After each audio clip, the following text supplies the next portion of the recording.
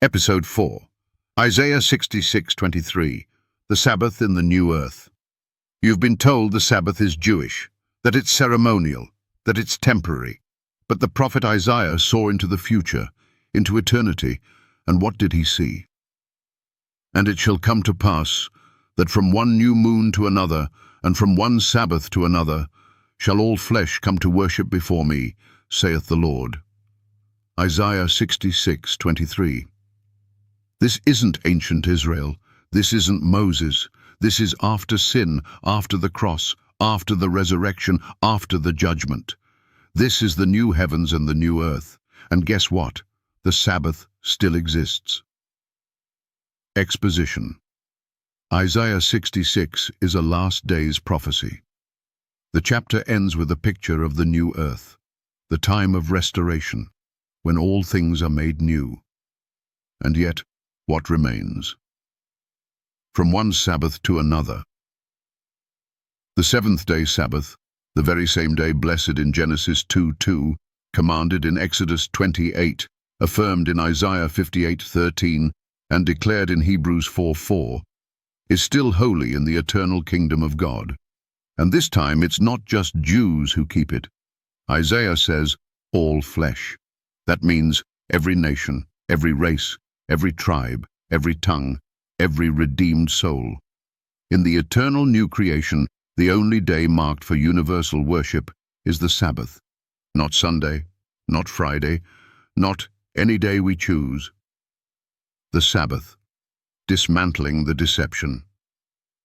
Pastors say, the Sabbath was nailed to the cross. But how can it be nailed to the cross? If it survives the resurrection and even survives into eternity. Others say, Jesus is our rest now.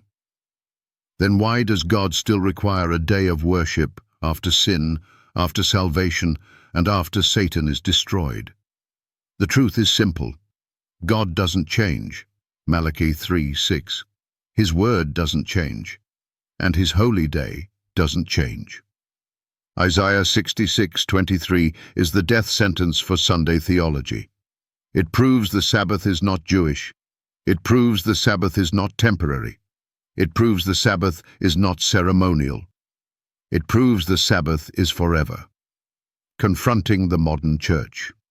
So we ask every preacher promoting Sunday worship, will your Sunday service continue in the new earth? We ask every churchgoer who ignores the seventh day, will your tradition carry over into eternity?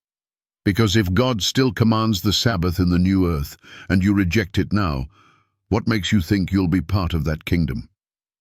God is preparing people now to worship him forever, and he's using the Sabbath to test who truly honors his authority. Will you pass the test? Final warning. Isaiah 66 doesn't describe a symbolic rest. It describes a literal, physical, scheduled gathering of all flesh to worship God on the seventh day. This is not legalism. This is loyalty. This is not bondage. This is eternal truth. If the Sabbath is in the new creation, then why would it be rejected in the old? God doesn't make mistakes. He doesn't change his holy day to accommodate man's opinions. He doesn't revoke the Sabbath. He restores it. So here's the real question. If you refuse to keep the Sabbath now, what makes you think you'll want to keep it in the new earth? The answer reveals your heart.